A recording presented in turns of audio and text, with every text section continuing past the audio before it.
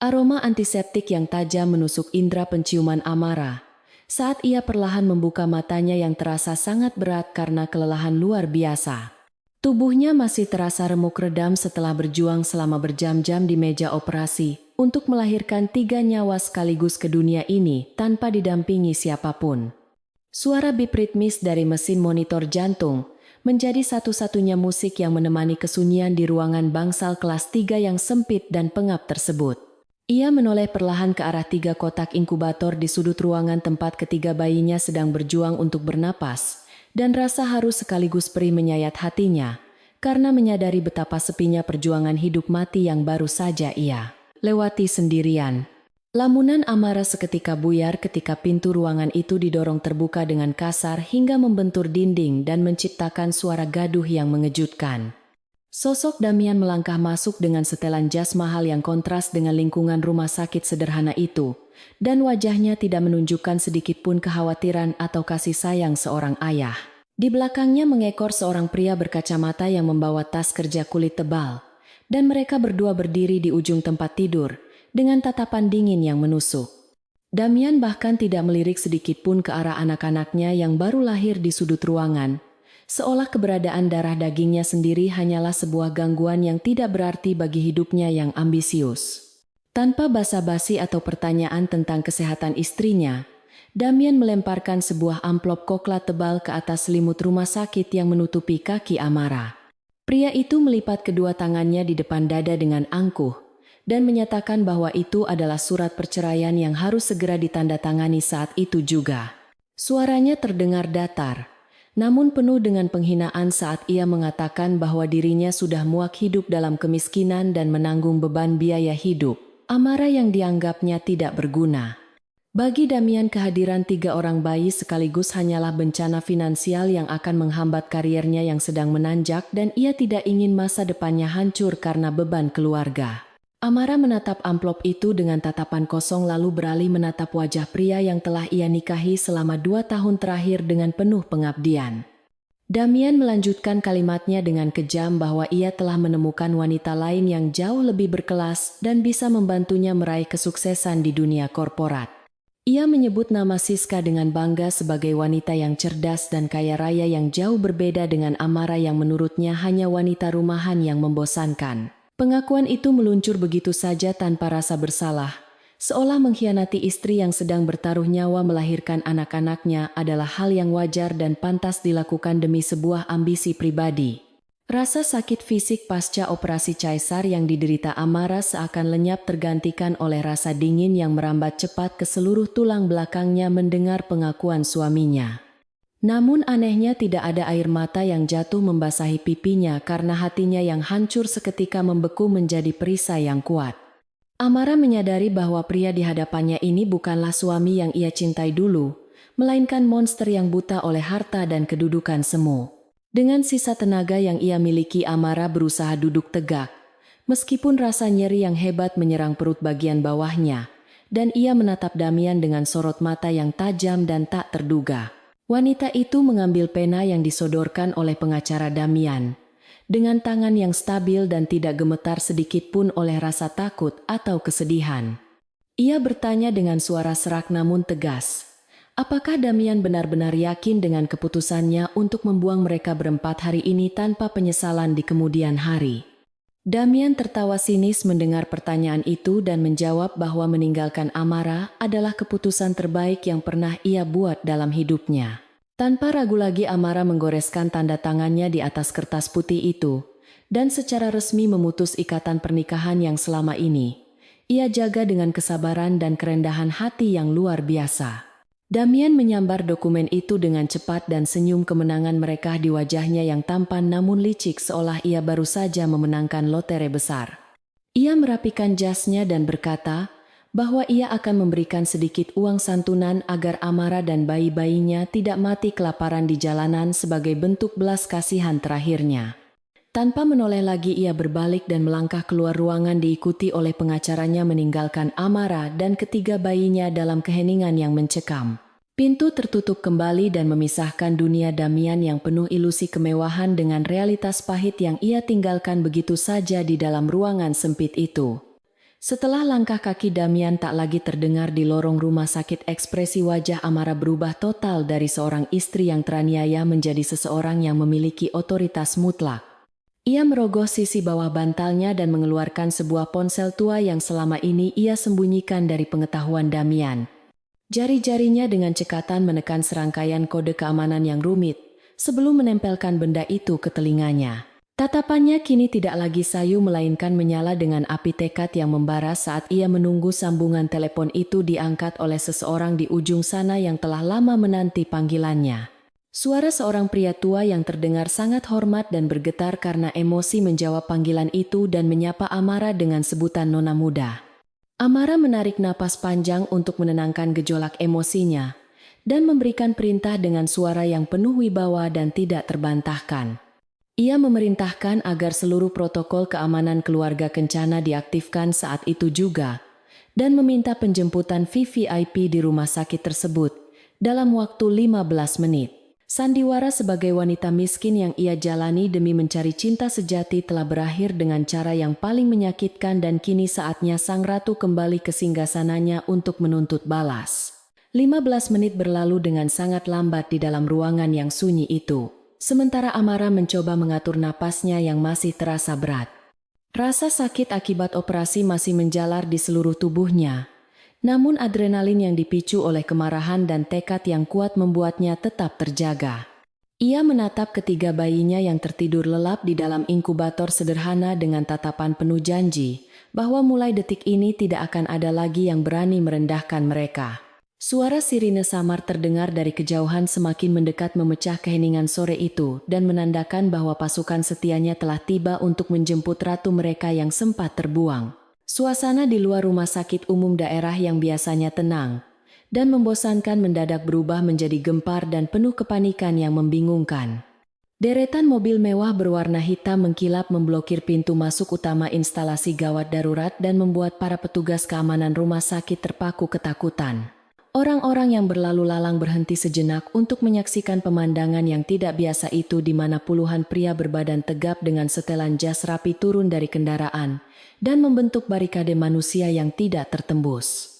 Aura kekuasaan yang sangat dominan memancar dari rombongan tersebut dan membuat siapapun yang melihatnya secara naluriah akan menunduk segan dan memberi jalan tanpa diminta.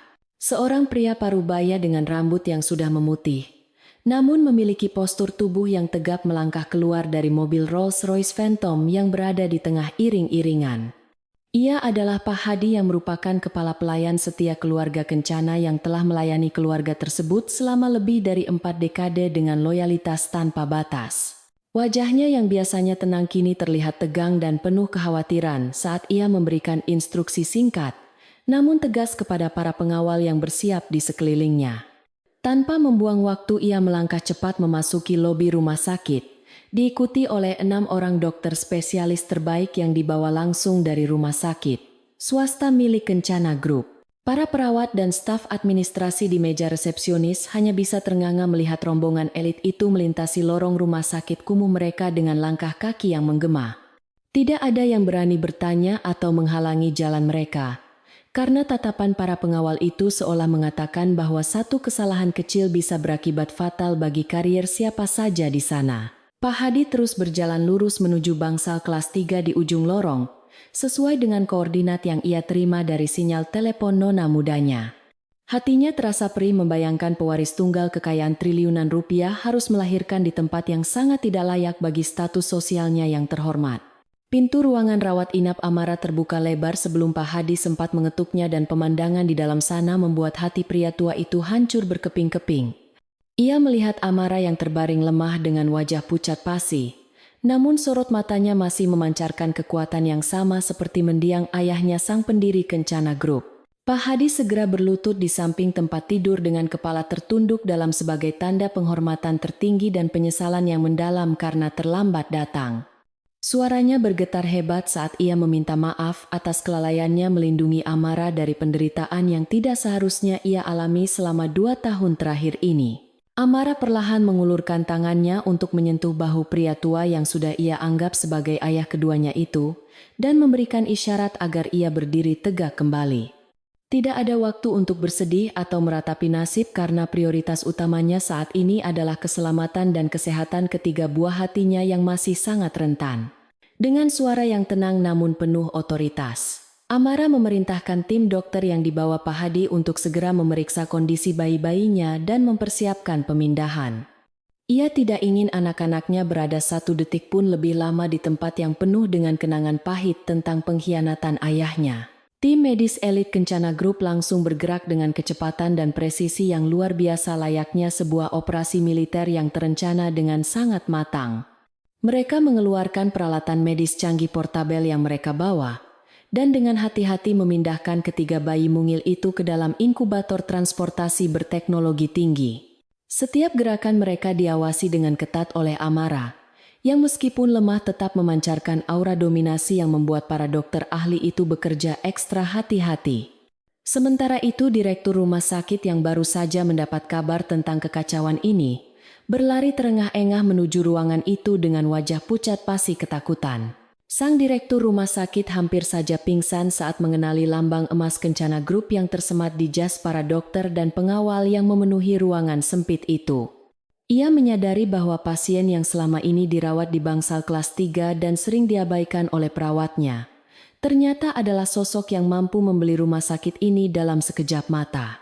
Dengan tubuh gemetar ia mencoba mendekati Amara untuk meminta maaf dan menawarkan fasilitas VIP terbaik yang dimiliki rumah sakitnya secara gratis.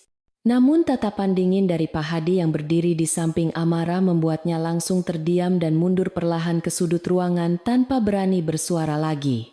Amara sama sekali tidak mempedulikan kehadiran direktur rumah sakit itu karena baginya tempat ini dan semua orang di dalamnya sudah tidak lagi memiliki arti apa-apa. Ia meminta Pak Hadi membantunya duduk di kursi roda khusus yang telah disiapkan agar ia bisa keluar dari tempat terkutuk ini dengan kepala tegak. Rasa sakit fisik akibat jahitan operasi seolah menjadi tidak berarti dibandingkan dengan kepuasan batin saat melihat bagaimana kekuasaan yang sesungguhnya bekerja. Ia tahu bahwa mulai hari ini, ia tidak bisa lagi menjadi Amara si istri penurut yang lemah lembut, melainkan harus menjadi Amara putri, Kencana sang pemimpin yang disegani. Rombongan itu mulai bergerak meninggalkan ruangan dengan formasi pengawalan ketat di mana Amara berada di tengah-tengah dilindungi layaknya seorang kepala negara. Saat mereka melewati lorong bangsal para pasien lain, dan keluarga mereka menatap dengan penuh rasa ingin tahu dan kekaguman yang tidak bisa disembunyikan. Beberapa perawat yang sebelumnya sempat membicarakan keburukan Amara di belakang punggungnya, kini menundukkan wajah karena malu dan takut akan pembalasan. Amara melihat mereka sekilas tanpa ekspresi namun tatapannya itu sudah cukup untuk mengirimkan pesan bahwa ia mendengar dan mengingat semua penghinaan yang pernah mereka lontarkan. Sesampainya di lobi utama mobil ambulans mewah berstandar internasional sudah menunggu dengan mesin menyala, siap membawa ketiga bayi kembar menuju fasilitas kesehatan terbaik di ibu kota. Amara memastikan anak-anaknya masuk dengan aman sebelum dirinya sendiri dibantu masuk ke dalam bagian belakang mobil limosin yang nyaman dan luas. Interior mobil yang mewah dengan aroma kulit asli dan pendingin udara yang sejuk menyambutnya seolah mengucapkan selamat datang kembali ke dunia aslinya.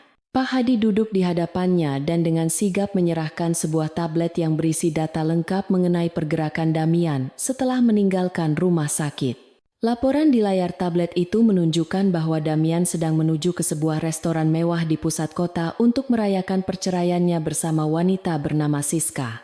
Senyum tipis yang syarat dengan makna terukir di bibir Amara saat membaca betapa naif dan bodohnya mantan suaminya itu dalam menilai situasi.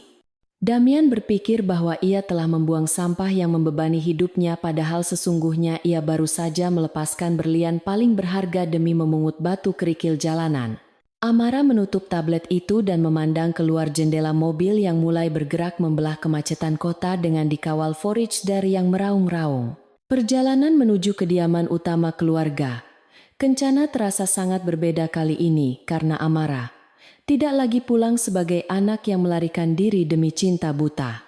Ia kembali sebagai seorang ibu yang akan melakukan apa saja untuk melindungi anak-anaknya dan sebagai seorang pemimpin yang siap mengambil alih takhta yang memang menjadi haknya. Gedung-gedung pencakar langit yang menjulang tinggi di sepanjang jalan seolah menunduk menyambut kedatangannya kembali ke dalam lingkaran kekuasaan tertinggi. Di dalam benaknya ia mulai menyusun rencana demi rencana untuk memberikan pelajaran yang tidak akan pernah dilupakan oleh Damian dan Siska seumur hidup mereka. Matahari mulai terbenam di ufuk barat dan menyisakan semburat jingga yang indah, namun menyiratkan akhir dari sebuah hari yang panjang dan melelahkan bagi jiwa Amara.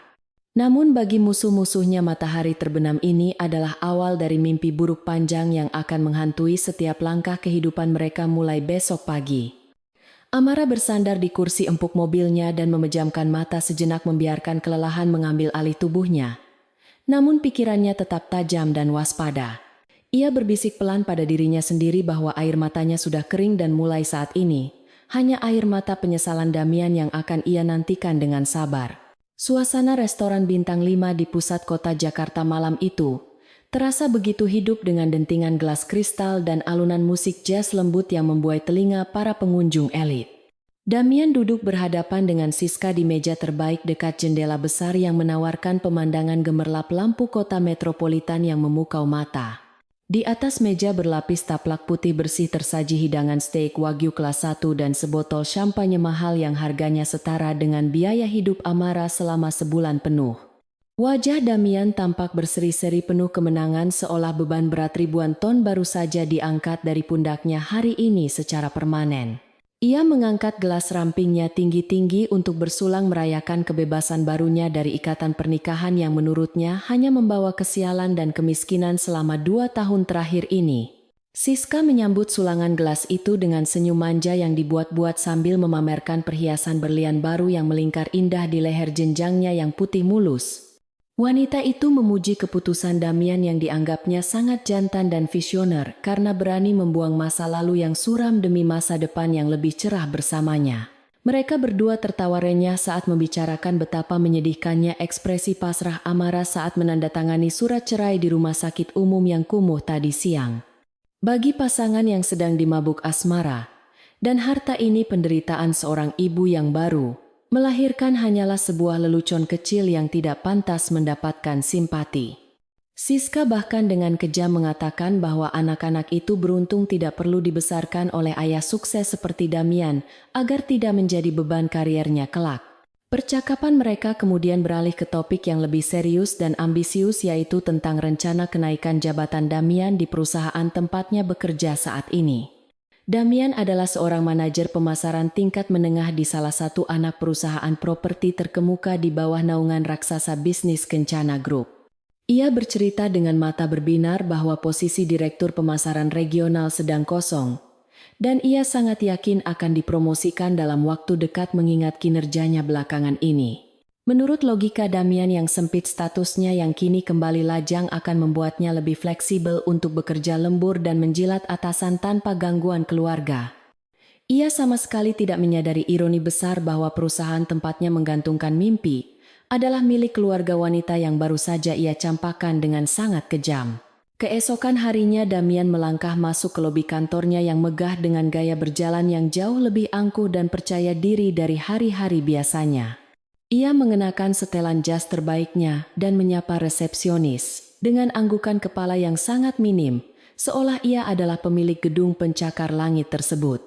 Dalam bayangan liarnya semua orang di kantor ini seharusnya berbaris memberikan selamat atas status barunya yang bebas. Namun kenyataannya suasana pagi itu terasa sangat aneh dan kaku. Beberapa rekan kerja yang berpapasan dengannya menatap dengan sorot mata yang sulit diartikan antara rasa kasihan mendalam atau justru menahan tawa mengejek. Damian yang terlalu percaya diri mengabaikan sinyal-sinyal sosial tersebut dan menganggap mereka hanya iri dengan karismanya yang semakin memancar kuat setelah resmi bercerai. Masalah pertama muncul saat jam makan siang ketika Damian berniat mentraktir beberapa bawahannya untuk pamer kekayaan di sebuah kafe mahal di seberang kantor. Saat pelayan membawakan mesin pembayaran kartu kredit, wajah Damian berubah merah padam karena kartunya ditolak berkali-kali oleh sistem dengan pesan kesalahan transaksi. Ia mencoba mengeluarkan kartu debit dari bank lain, namun hasilnya tetap sama mengecewakannya, yaitu transaksi gagal karena alasan keamanan dari pihak bank penerbit pusat. Keringat dingin mulai mengucur deras di pelipisnya, Saat ia terpaksa membatalkan pesanan tambahan dan membayar tagihan dengan uang tunai seadanya yang tersisa di dompet kulitnya. Dalam hatinya ia mengumpat kasar dan menuduh Amara pasti telah melakukan sesuatu yang licik untuk memblokir akses keuangannya sebagai bentuk balas dendam picik seorang mantan istri. Kekesalan Damian belum mereda sepenuhnya ketika sekretaris direktur utama memanggilnya melalui interkom untuk segera menghadap ke ruangan pimpinan tertinggi di lantai paling atas. Damian buru-buru merapikan dasinya dan tersenyum lebar meyakini bahwa ini adalah momen promosi besar yang sudah lama ia nantikan sebagai hadiah atas kerja kerasnya. Ia membayangkan akan keluar dari ruangan itu dengan jabatan baru yang mentereng dan gaji yang berlipat ganda untuk memanjakan gaya hidup Siska yang boros. Namun saat masuk ke ruangan besar itu ia tidak disambut dengan jabat tangan hangat melainkan sebuah amplop undangan elegan berwarna hitam emas di atas meja. Bosnya hanya berkata singkat dengan nada dingin, bahwa Damian wajib hadir di acara gala dinner Kencana Group. Malam ini mewakili divisi mereka tanpa penjelasan lebih lanjut. Otak Damian yang sudah terlanjur dipenuhi ilusi kebesaran segera menerjemahkan undangan wajib itu sebagai tanda kehormatan khusus dari manajemen pusat untuk calon pemimpin masa depan. Ia berpikir dengan naif bahwa para petinggi Kencana Group pasti telah mendengar prestasi gemilangnya dan ingin melantiknya secara langsung di hadapan para elit bisnis nasional. Dengan tangan sedikit gemetar karena kegirangan ia menerima undangan itu, dan berjanji akan memberikan penampilan terbaiknya malam nanti demi menjaga nama baik perusahaan. Ia segera keluar dari ruangan bosnya dengan dada membusung dan menelepon Siska untuk memberitahu kabar gembira yang salah kaprah ini. Damian meminta Siska berdandan secantik mungkin karena malam ini mereka akan resmi masuk ke dalam lingkaran sosialita papan atas yang selama ini hanya bisa mereka impikan dari jauh. Sementara Damian sibuk berkhayal tentang masa depannya, gosip panas mulai menyebar dengan cepat di pantry dan lorong-lorong kantor melalui grup percakapan rahasia para karyawan. Berita utama di portal bisnis nasional pagi itu membahas tentang kembalinya pewaris tunggal Kencana Group yang misterius setelah sempat menghilang dari publik selama beberapa tahun terakhir. Nama Amara Putri Kencana disebut-sebut akan mengambil alih tampuk kepemimpinan secara penuh dalam acara gala dinner, malam nanti menggantikan Dewan Komisaris lama. Damian sempat mendengar sekilas nama Amara disebut oleh dua orang staf wanita di dalam lift, namun ia hanya mendengus meremehkan dan menggelengkan kepala. Baginya nama Amara adalah nama pasaran yang dimiliki oleh banyak wanita kampung, dan tidak mungkin dikaitkan dengan mantan istrinya yang miskin dan tidak berdaya itu. Sore harinya Damian pulang lebih awal dari kantor untuk mempersiapkan diri menghadapi malam yang ia yakini akan menjadi titik balik kejayaannya menuju puncak kesuksesan. Ia membongkar lemari pakaiannya dan memilih tuxedo hitam mengkilap yang baru ia beli dengan cicilan kartu kredit bulan lalu demi tampil sempurna. Siska datang ke apartemen Damian dengan mengenakan gaun merah menyala yang sangat terbuka dan provokatif, sangat tidak sesuai dengan etika acara bisnis formal yang elegan. Namun di mata Damian yang sudah buta oleh nafsu penampilan Siska, adalah simbol kesuksesan yang harus ia pamerkan kepada dunia sebagai trofi kemenangan mutlak. Mereka berdua berdiri di depan cermin besar saling memuji penampilan satu sama lain tanpa menyadari bahwa mereka sedang berdandan menuju panggung eksekusi karier mereka sendiri. Sebelum berangkat meninggalkan apartemen, Damian menyempatkan diri membuka aplikasi perbankan di ponsel pintarnya dan melihat notifikasi merah bahwa rekeningnya sedang dalam peninjauan audit internal ketat. Ia mengabaikan peringatan serius itu dengan enteng, karena yakin setelah malam ini ia akan memiliki akses ke fasilitas keuangan perusahaan yang tak terbatas berkat promosi jabatannya. Dengan langkah tegap ia menggandeng Siska menuju mobil sedannya yang masih berstatus kredit dan memacu kendaraan itu membela jalanan Jakarta yang padat. Di kursi penumpang Siska terus berceloteh riang tentang tas-tas bermerek yang ingin ia beli besok pagi setelah Damian resmi naik jabatan menjadi direktur. Mereka tertawa lepas menyongsong nasib buruk yang sudah menunggu dengan sabar di balik pintu gerbang kemewahan Hotel Bintang 6 yang akan segera mereka masuki. Grand Ballroom Hotel Kempinski malam itu berubah menjadi lautan kemewahan yang menyilaukan mata siapapun yang melangkah masuk ke dalamnya. Lampu kristal raksasa yang menggantung di langit-langit membiaskan cahaya keemasan ke seluruh penjuru ruangan yang didekorasi dengan ribuan bunga anggrek putih segar yang diterbangkan langsung dari Belanda. Para tamu undangan yang hadir bukanlah orang sembarangan, melainkan jajaran elit konglomerat menteri dan selebriti papan atas yang menguasai roda perekonomian negeri ini. Di antara kerumunan manusia berkelas itu, Damian melangkah masuk dengan dada membusung bangga, menggandeng Siska yang mengenakan gaun merah menyala dengan potongan dada rendah yang sangat mencolok mata.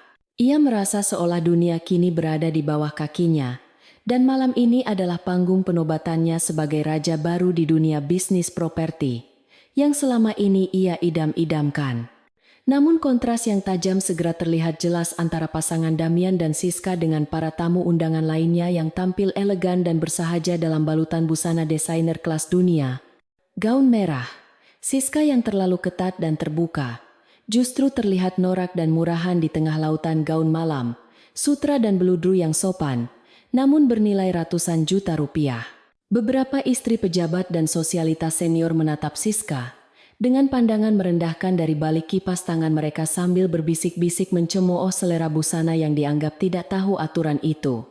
Damian yang terlalu naif mengartikan tatapan-tatapan itu sebagai bentuk kekaguman dan rasa iri terhadap kecantikan Siska, yang menurutnya paling bersinar di ruangan itu. Ia mengeratkan genggamannya pada pinggang Siska, seolah ingin memamerkan trofi kemenangannya kepada seluruh pria yang hadir di sana, tanpa menyadari betapa konyolnya mereka terlihat. Damian berusaha membaur dengan mendekati beberapa kelompok pengusaha senior yang sedang berbincang serius, sambil memegang gelas sampanye mereka dengan anggun. Dengan percaya diri yang berlebihan, ia menyodorkan kartu namanya dan memperkenalkan diri sebagai calon direktur pemasaran masa depan dari anak perusahaan Kencana Group. Namun tanggapan yang ia terima sangatlah dingin dan canggung, karena para pengusaha itu hanya mengangguk sekilas tanpa minat, lalu kembali melanjutkan pembicaraan mereka seolah Damian tidak ada. Rasa malu mulai merayap di wajah Damian. Namun ia segera menepisnya dengan pikiran bahwa orang-orang tua ini mungkin belum mengenal reputasi gemilangnya yang sebentar lagi akan diumumkan. Ia menarik Siska menjauh menuju meja prasmanan sambil menggerutu pelan tentang kesombongan para orang kaya lama yang tidak menghargai talenta muda seperti dirinya. Di sudut ruangan yang lebih privat, Damian akhirnya melihat sosok bos besarnya yang sedang berdiri gelisah sambil sesekali menyeka keringat di dahinya dengan sapu tangan. Dengan semangat membara Damian menyeret Siska mendekat dan menyapa pimpinannya itu, dengan suara yang agak keras, berharap mendapatkan pengakuan di depan umum. Namun reaksi bosnya sungguh di luar dugaan karena pria itu justru terlihat panik, dan mendesis marah menyuruh Damian untuk diam dan tidak membuat keributan yang memalukan. Bosnya memperingatkan dengan nada gemetar bahwa malam ini adalah malam yang sangat krusial karena pemilik tunggal Kencana Group yang legendaris akan menampakkan diri untuk pertama kalinya setelah sekian lama. Damian terdiam sejenak merasa bingung dengan ketakutan berlebihan bosnya.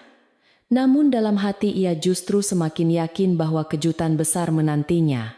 Tiba-tiba lampu kristal utama di tengah ruangan meredup secara perlahan dan sorotan lampu sorot terfokus ke arah panggung utama yang megah di ujung ruangan. Suara dengungan percakapan ratusan tamu seketika senyap tergantikan oleh alunan musik orkestra yang megah dan mendebarkan jantung yang memenuhi setiap sudut ruangan. Seorang pembawa acara profesional dengan suara bariton naik ke atas panggung dan meminta seluruh hadirin untuk berdiri memberikan penghormatan kepada pimpinan tertinggi mereka. Jantung Damian berdegup kencang karena kegirangan mengira bahwa setelah pidato pembukaan ini, namanya akan dipanggil sebagai salah satu eksekutif muda berprestasi yang dipromosikan. Siska di sebelahnya menguap bosan sambil memainkan ponselnya, sama sekali tidak tertarik dengan formalitas perusahaan yang menurutnya membosankan dan membuang waktu belanjanya. Pintu ganda raksasa berlapis emas di sisi kanan panggung perlahan terbuka secara otomatis diiringi oleh efek asap tipis yang dramatis dan memukau. Dari balik pintu itu muncul barisan pengawal pribadi berbadan tegap dengan earphone di telinga yang berjalan rapi membuka jalan bagi sosok utama yang dinantikan. Di tengah pengawalan ketat itu melangkah seorang wanita dengan aura keagungan yang begitu kuat hingga membuat udara di sekitarnya terasa membeku seketika. Wanita itu mengenakan gaun malam berwarna biru safir tua rancangan desainer Paris, yang menjuntai indah ke lantai dihiasi taburan berlian asli yang berkilauan tertimpa cahaya lampu sorot. Rambutnya yang hitam legam disanggul modern dengan hiasan tiara kecil bertahtakan permata yang menegaskan statusnya sebagai ratu di kerajaan bisnis ini. Mata Damian menyipit berusaha mengenali sosok wanita yang berjalan dengan anggun menaiki tangga panggung itu, karena wajahnya terasa sangat familiar, namun sekaligus asing baginya. Jarak panggung yang cukup jauh dan tata cahaya yang dramatis membuat wajah sang wanita terlihat samar. Namun postur tubuh dan cara berjalannya mengingatkan Damian pada seseorang. Ia menggelengkan kepalanya kuat-kuat berusaha mengusir pikiran konyol yang melintas di benaknya bahwa wanita super kaya itu mirip dengan mantan istrinya yang kampungan. Tidak mungkin Amara, si wanita panti asuhan yang hanya bisa memasak dan mencuci baju, bisa berada di tempat semewah ini dengan penampilan bak bidadari surga. Damian meyakinkan dirinya bahwa kemiripan itu hanyalah ilusi mata akibat kelelahan dan efek alkohol dari sampanye yang ia minum tadi. Namun ketika wanita itu sampai di tengah panggung dan berbalik menghadap ke arah ribuan tamu, wajah cantiknya terpampang jelas di layar LED raksasa berukuran bioskop yang menjadi latar belakang panggung. Tulisan besar berwarna emas muncul perlahan di layar tersebut, membentuk sebuah nama yang membuat darah Damian berhenti mengalir seketika. Amara Putri Kencana. Gelas sampahnya yang dipegang Damian terlepas dari tangannya dan jatuh menghantam lantai marmer pecah berkeping-keping, menimbulkan suara gaduh yang untungnya tertutup oleh tepuk tangan meriah para hadirin. Mulut Damian ternganga lebar, selebar-lebarnya matanya melotot nyaris keluar dari kelopaknya. Menyaksikan wajah mantan istrinya terpampang nyata sebagai penguasa tunggal kekayaan yang tak terbayangkan. Siska yang tadinya sibuk dengan ponselnya ikut mendongak kaget, mendengar suara gelas pecah dan matanya tertuju pada layar raksasa di depan sana. Wajahnya yang penuh riasan tebal seketika memucat seperti mayat saat ia mengenali wanita yang diagung-agungkan itu adalah wanita yang sama yang ia hina di rumah sakit kemarin sore. Ia mencengkeram lengan jas Damian dengan kuku-kukunya yang tajam dan bertanya dengan suara bergetar ketakutan apakah itu benar-benar Amara, si istri bodoh yang diceraikan Damian. Damian tidak bisa menjawab sepatah kata pun, lidahnya terasa kelu, dan tenggorokannya tercekik oleh rasa syok yang melumpuhkan seluruh sistem saraf di tubuhnya. Kakinya gemetar hebat hingga ia harus berpegangan pada tepi meja agar tidak ambruk ke lantai karena lututnya mendadak kehilangan tulang penyangganya. Di atas panggung, Amara berdiri tegak menatap lautan manusia di hadapannya dengan tatapan tenang namun menghanyutkan yang penuh wibawa seorang pemimpin sejati. Ia tidak lagi terlihat seperti wanita lemah yang menangis di bangsal rumah sakit, melainkan menjelma menjadi dewi pembalasan yang siap menjatuhkan hukuman ilahi.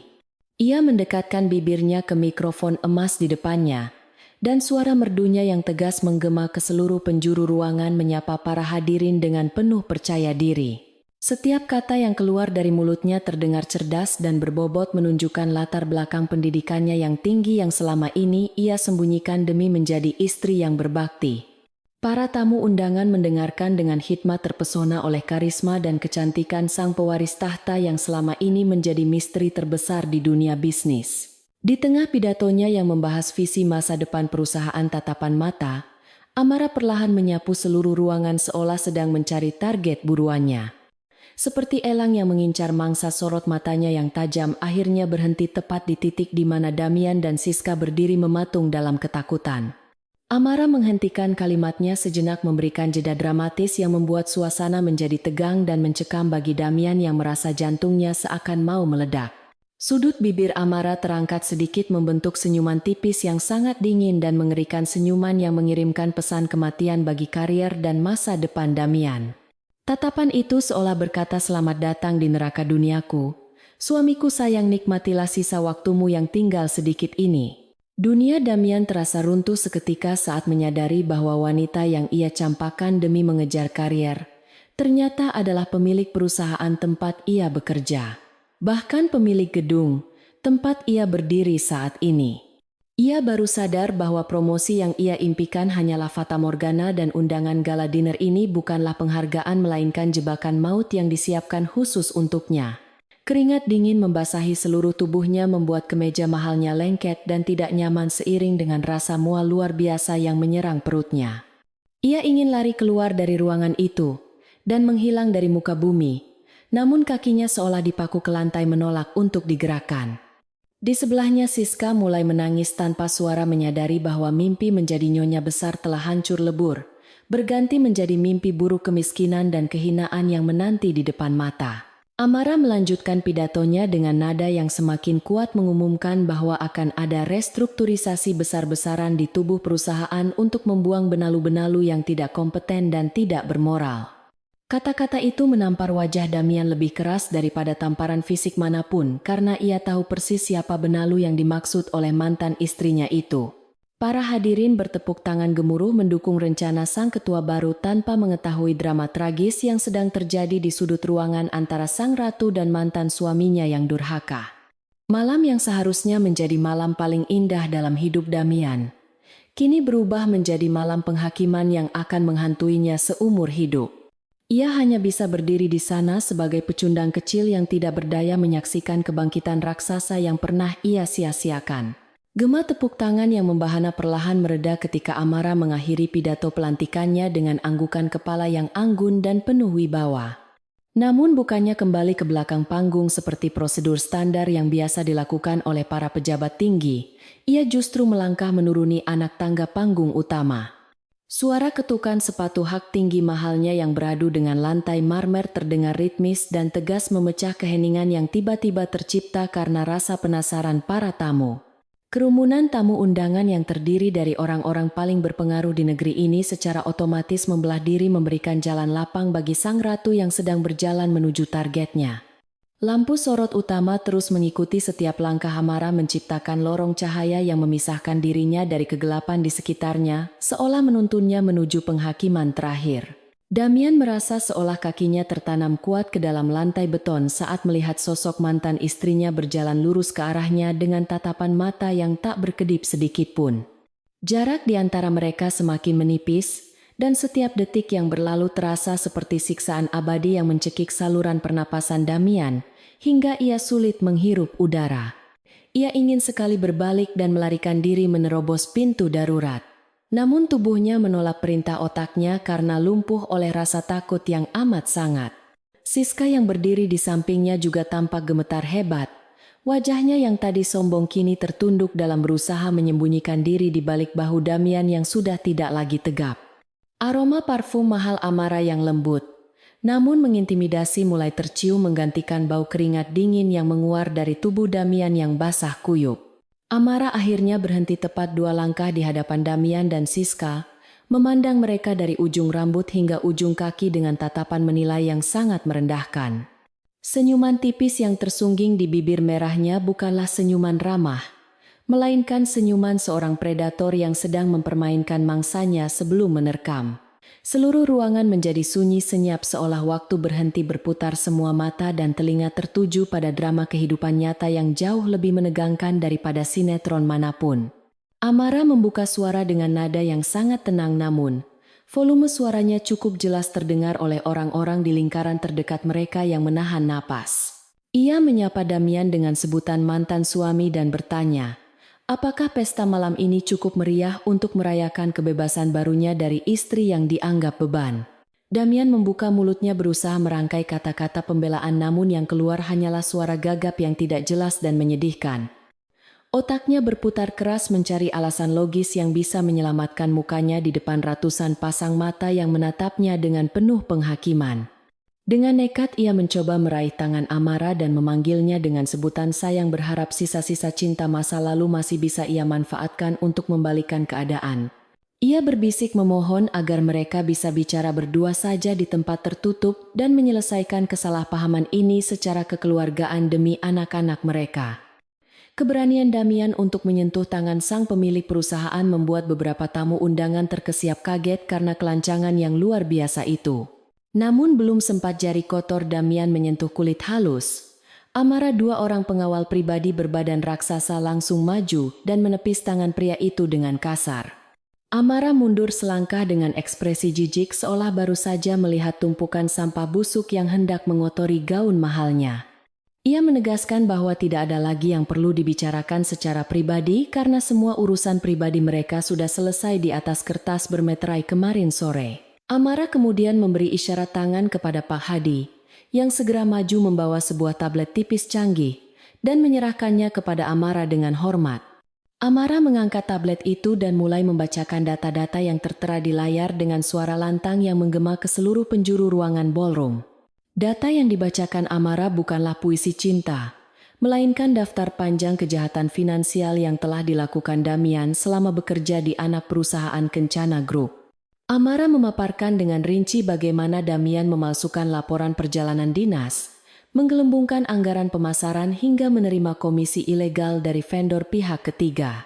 Setiap angka dan tanggal disebutkan dengan akurasi yang mematikan, membongkar topeng profesionalisme yang selama ini Damian pakai untuk menutupi keserakahannya.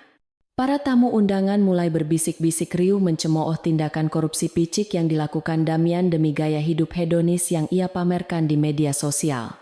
Wajah Damian berubah dari pucat menjadi merah padam, karena malu seluruh reputasi yang ia bangun dengan susah payah hancur lebur dalam hitungan menit.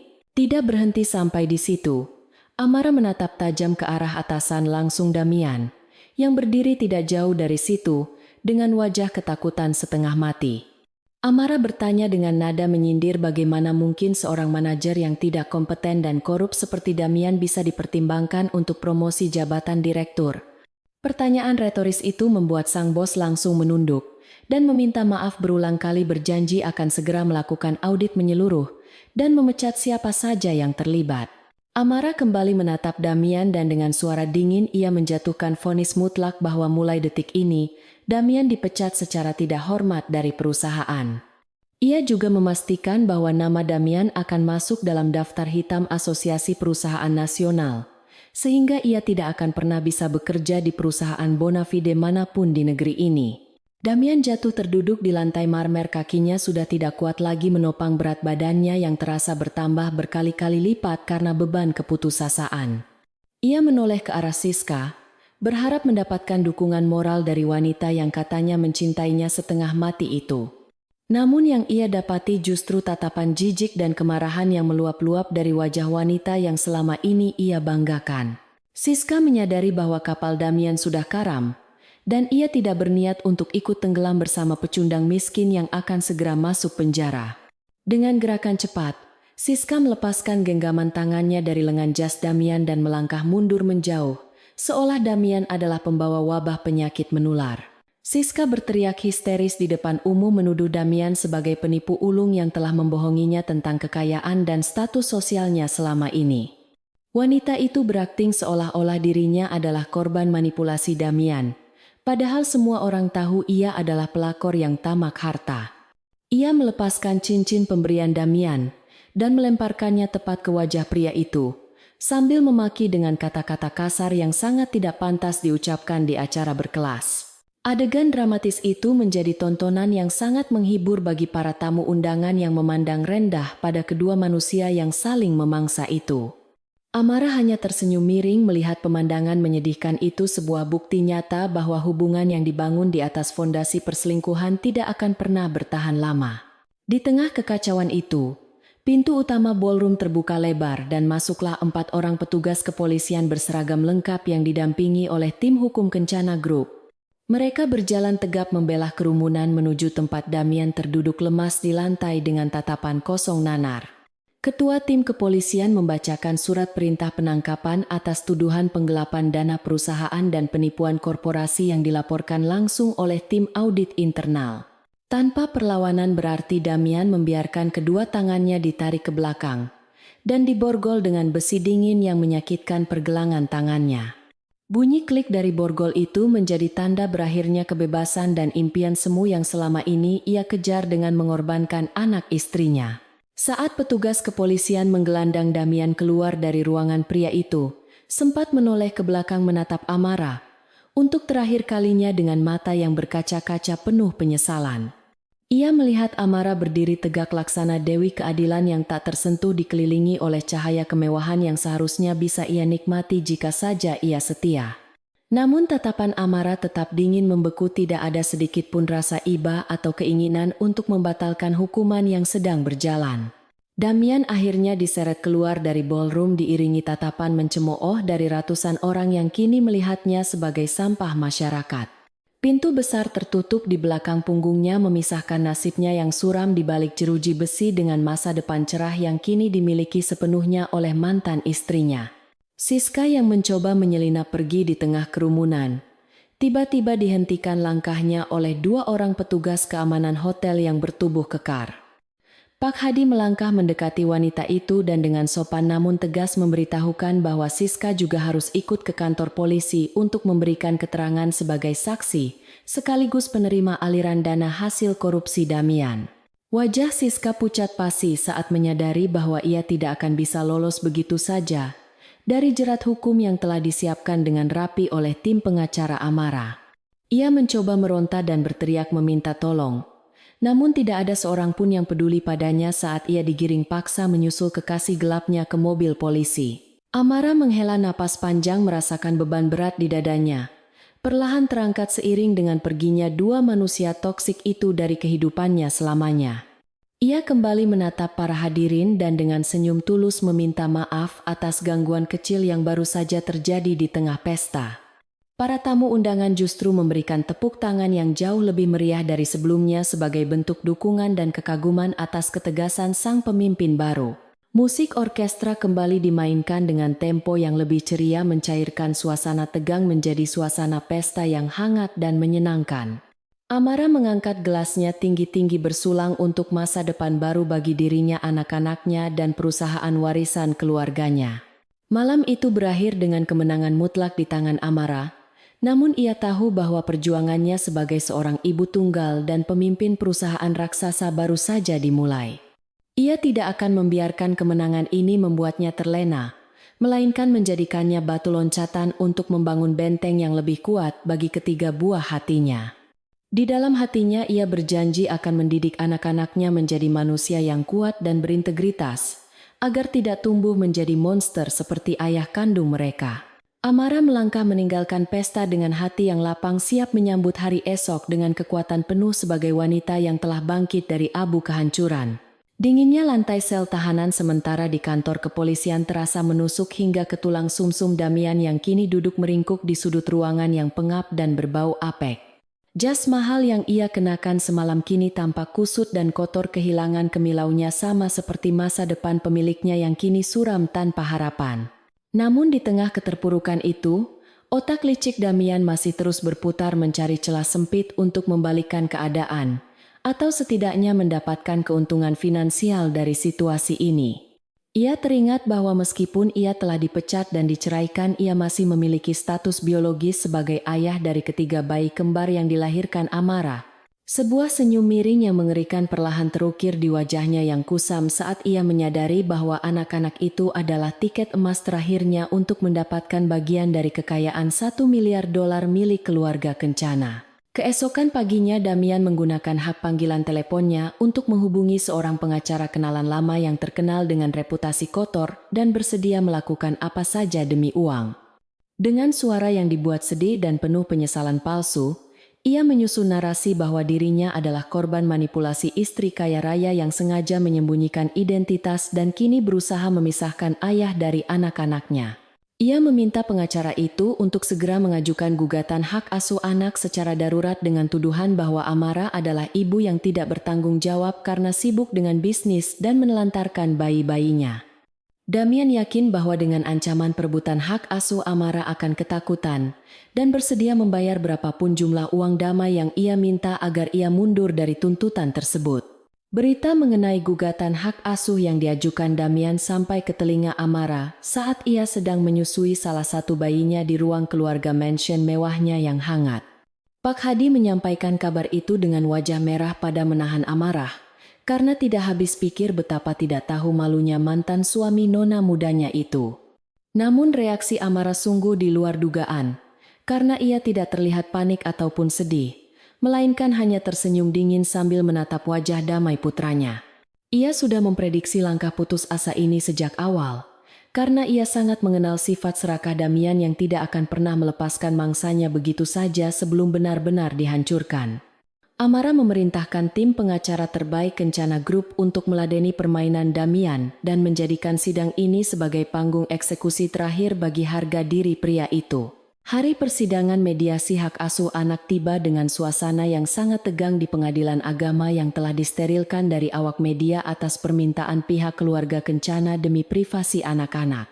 Damian datang dengan mengenakan kemeja putih sederhana dan celana bahan berusaha menampilkan citra seorang ayah yang sederhana dan terzalimi oleh kekuasaan uang. Di hadapan mediator dan hakim, ia mulai berakting dengan meneteskan air mata buaya, menceritakan kerinduannya pada ketiga buah hatinya yang baru lahir.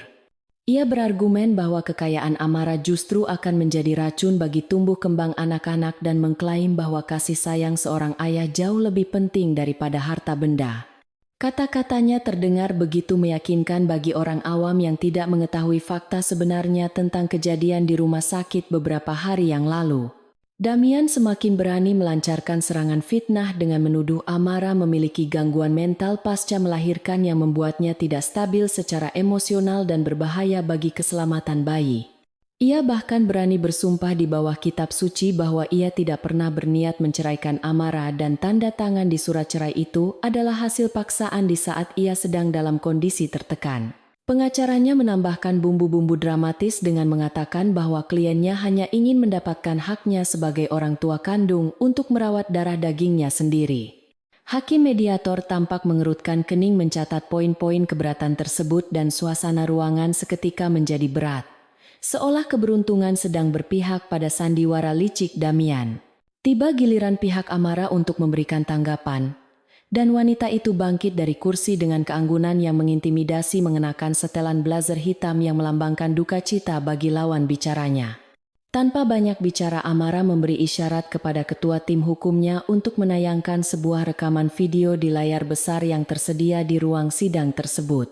Layar itu kemudian menampilkan rekaman CCTV berkualitas tinggi dari ruang rawat inap rumah sakit tertanggal beberapa hari yang lalu. Tepat setelah proses persalinan selesai.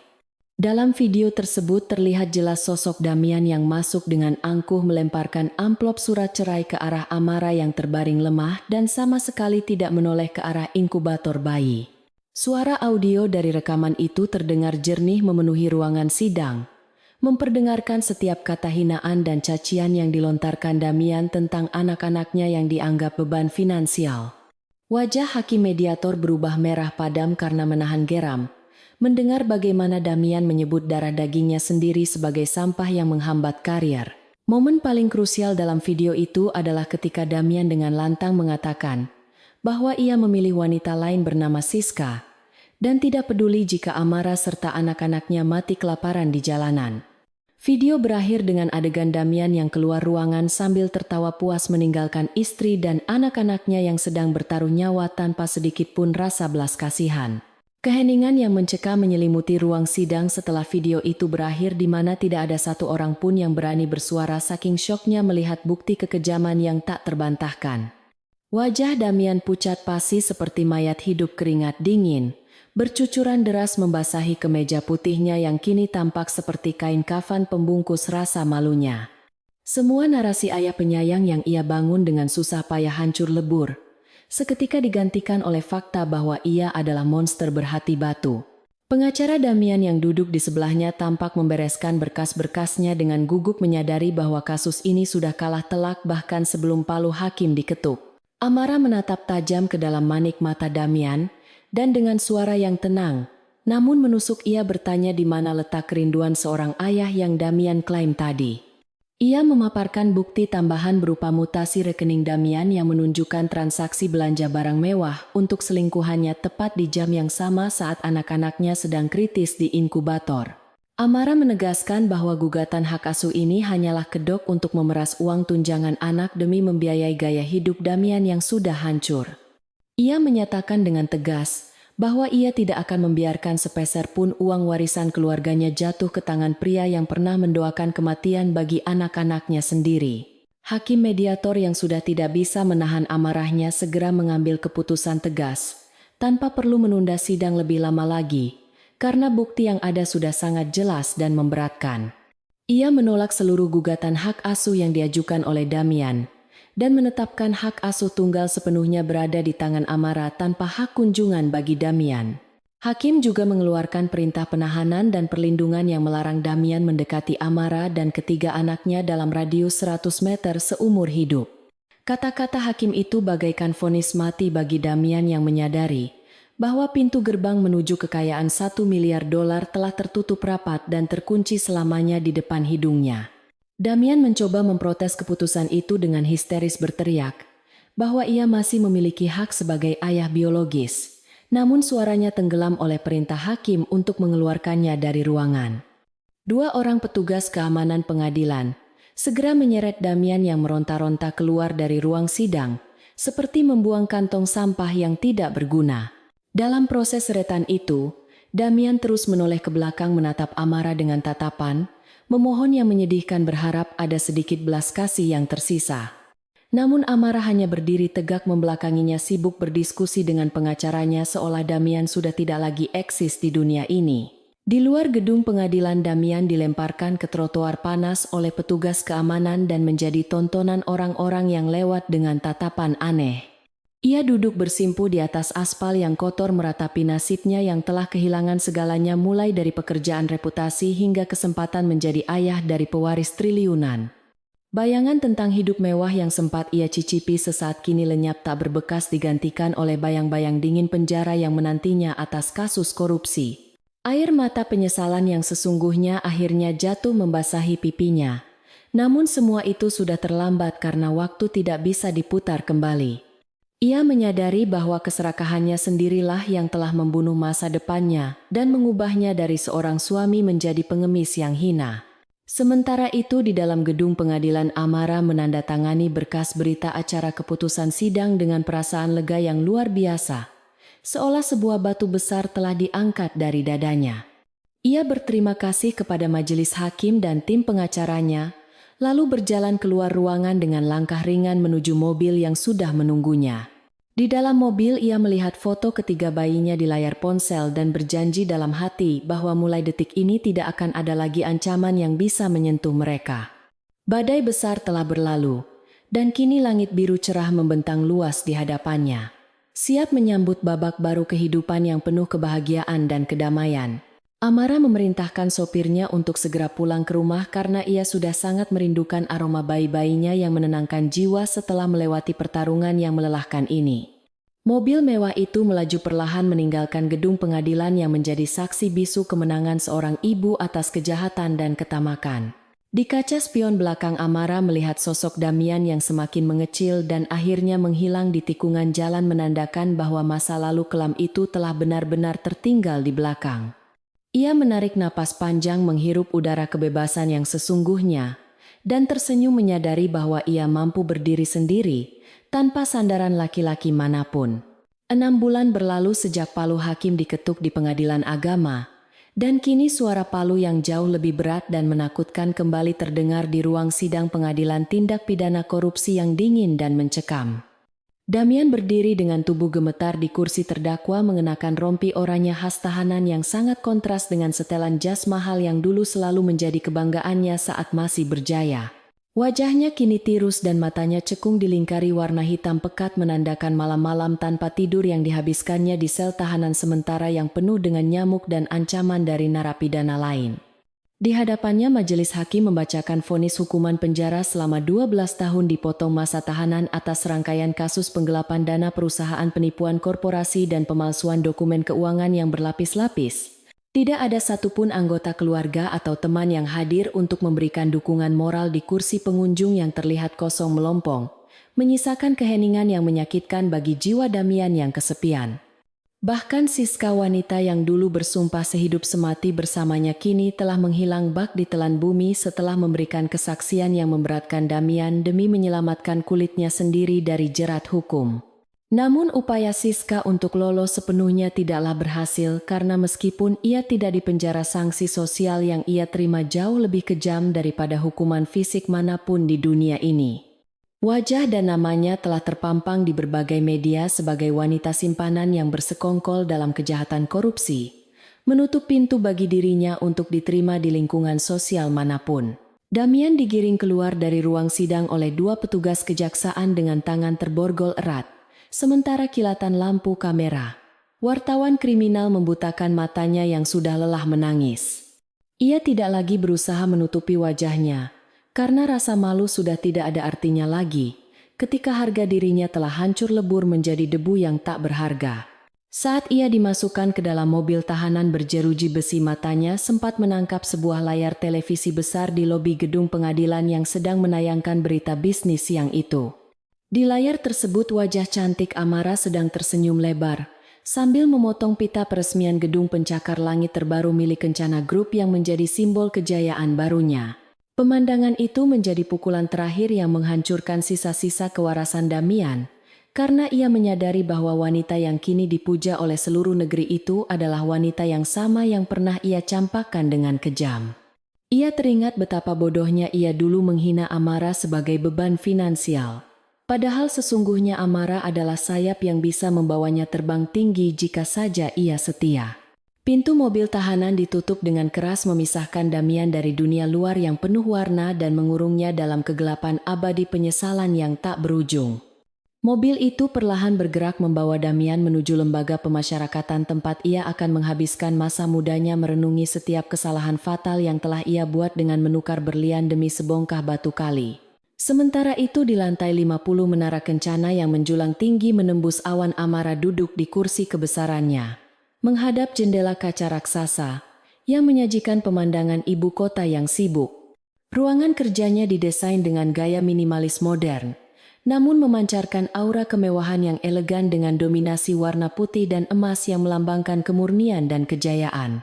Di atas meja kerjanya yang luas tertata rapi, tumpukan dokumen penting yang menunggu persetujuannya, serta 3 buah bingkai foto perak yang berisi wajah-wajah lucu ketiga buah hatinya.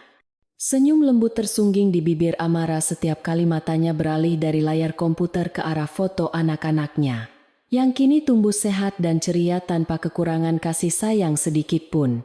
Seorang sekretaris pribadi mengetuk pintu, dan masuk dengan langkah sopan membawakan jadwal pertemuan sore itu, dan segelas teh herbal hangat kesukaan Amara untuk menjaga staminanya.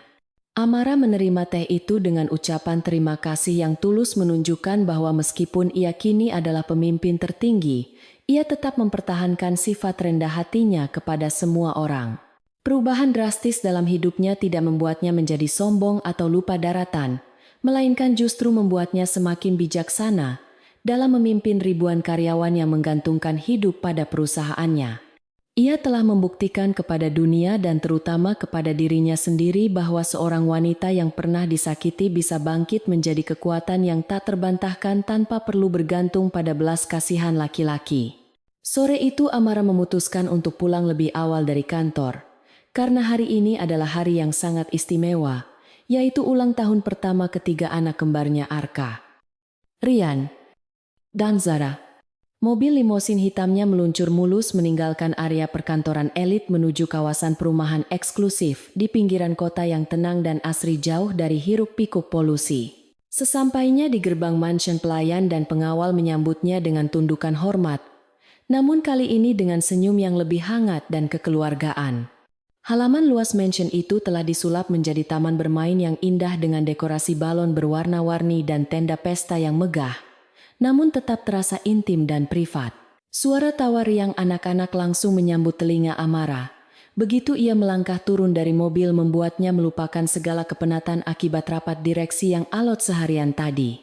Ketiga buah hatinya yang kini sudah mulai belajar berjalan tertatih-tatih berlomba menghampirinya dengan ocehan lucu yang belum jelas artinya namun terdengar seperti musik terindah di telinga seorang ibu.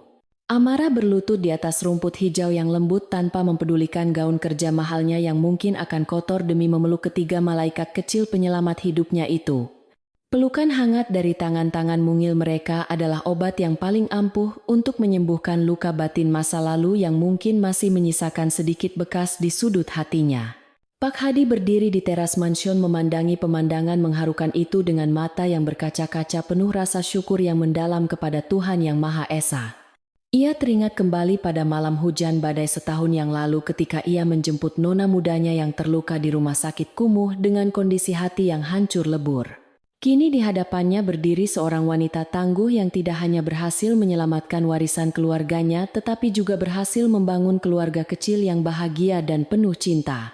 Pak Hadi berjanji dalam hatinya untuk mendedikasikan sisa hidupnya menjaga senyum bahagia ini, agar tidak ada lagi orang jahat seperti Damian yang berani merusaknya di masa depan.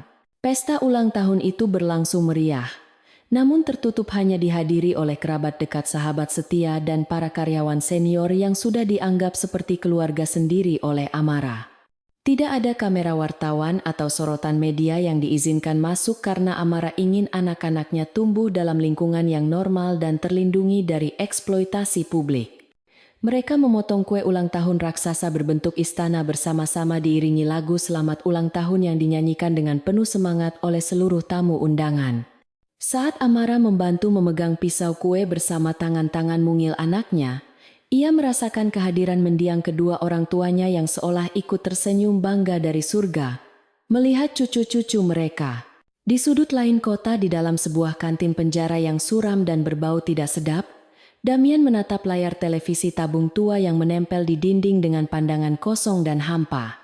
Berita infotainment sore itu menayangkan liputan eksklusif dari luar gerbang mansion Amara, membahas tentang kemeriahan pesta ulang tahun pewaris cilik Kencana Group yang sangat fenomenal. Narator berita menyebutkan betapa beruntungnya anak-anak itu memiliki seorang ibu super seperti Amara, yang mampu menjadi ayah sekaligus ibu yang sempurna bagi mereka. Damian merasakan dadanya sesak luar biasa, seolah ada batu besar yang menghimpit paru-parunya saat menyadari bahwa seharusnya ia ada di sana, merayakan momen bahagia itu bersama mereka. Nasi cadung yang ada di piring seng di hadapannya terasa seperti pasir kering di tenggorokannya, membuatnya kehilangan selera makan sama sekali, meskipun perutnya perih kelaparan. Air mata kembali menetes membasahi pipinya yang kasar dan tidak terawat, menyadari bahwa ia telah membuang surga dunia demi mengejar neraka yang ia ciptakan sendiri. Teman satu selnya, seorang residivis kasus perampokan, menepuk punggungnya dengan kasar dan menyuruhnya untuk berhenti menangis karena suara tangisannya mengganggu selera makan narapidana lain.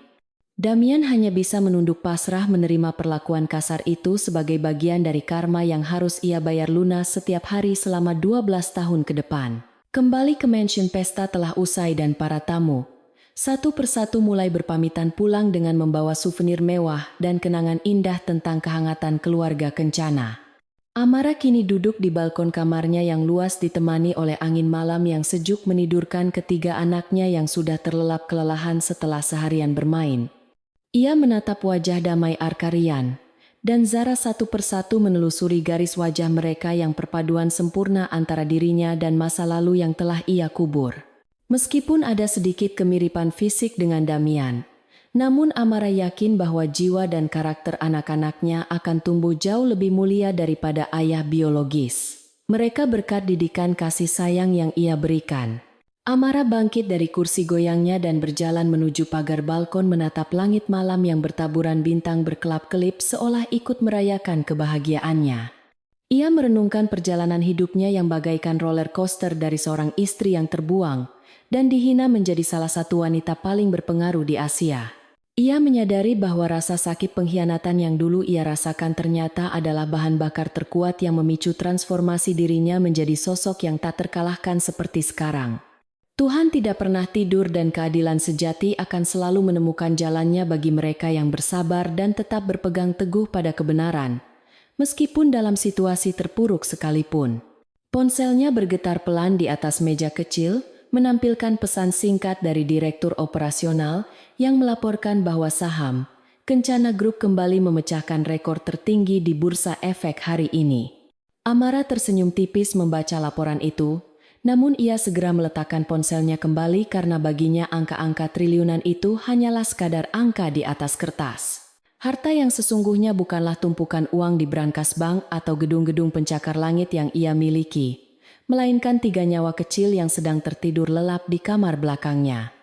Merekalah warisan sejati yang akan ia jaga dengan nyawanya, harta yang tidak akan pernah bisa dinilai dengan mata uang manapun di dunia ini. Angin malam berhembus lembut, menerbangkan ujung rambut Amara yang terurai indah, membawakannya aroma bunga melati dari taman di bawah sana yang menenangkan pikiran. Ia menarik napas dalam-dalam, menghirup udara kebebasan dan kemenangan yang terasa begitu manis setelah melewati pahitnya empedu kehidupan. Tidak ada lagi rasa dendam atau kebencian yang tersisa di hatinya untuk Damian maupun Siska, karena mereka hanyalah butiran debu masa lalu yang sudah tersapu angin takdir. Amara telah memaafkan bukan karena mereka pantas dimaafkan, tetapi karena ia pantas mendapatkan kedamaian hati untuk melangkah maju tanpa beban. Ia menatap bulan purnama yang bersinar terang di langit gelap mengingatkannya bahwa bahkan di saat paling gelap sekalipun akan selalu ada cahaya yang menerangi jalan bagi mereka yang percaya. Amara putri Kencana sang pewaris yang sempat terbuang kini telah kembali bertahta tidak hanya di kursi kekuasaan perusahaan tetapi juga di singgasana kehidupannya sendiri. Dengan langkah mantap ia berbalik masuk ke dalam kamar menutup pintu balkon dan meninggalkan kegelapan malam di luar sana. Di dalam kamar yang hangat di samping anak-anaknya, Amara akhirnya menemukan rumah yang sesungguhnya tempat di mana cinta sejati bersemayam selamanya. Dan begitulah kisah tentang seorang istri yang diceraikan saat melahirkan berakhir dengan kemenangan yang gemilang dan memuaskan bagi sang protagonis wanita. Kisah ini menjadi pengingat abadi bahwa jangan pernah meremehkan seorang wanita yang diam dan bersabar, karena di balik diamnya tersimpan kekuatan badai yang mampu membalikkan dunia.